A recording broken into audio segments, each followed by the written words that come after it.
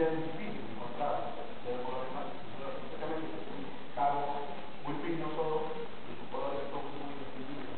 Entonces compararon con esto y la empresa que contrataron clases argumentó y dio la decisión en la cual no se quería llegar a un público más joven, acercarnos más a los jóvenes, no querer tocar serio. Entonces la cual se aceptó después de 5 años el color amarillo.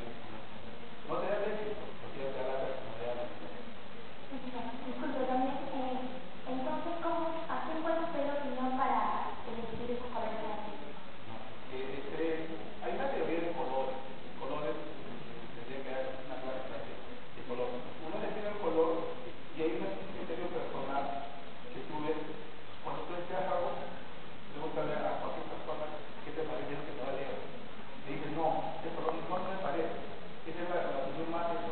Porque tendría que fijarte que es teoría de colores, cuando dicen una teoría de color, ¿qué define cada tipo de color? Entonces, ese es un criterio para todo. Mi nombre es Elizabeth Escalí de Coahuila, Sonora de León. Quisiera que me pueda dar un argumento más amplio sobre qué son los huérfanos y las viudas. Los huérfanos, cuando escribimos la columna, colocan en la segunda columna, hay supuestamente la palabra huérfano, y la palabra nuestra en esa columna incluye la palabra no, y queda solita. Entonces, usted arriba tiene que queda una viuda, queda sola. Entonces, lo que la idea era que juntar esa palabra, ¿no? O expandir esa línea para que no quede.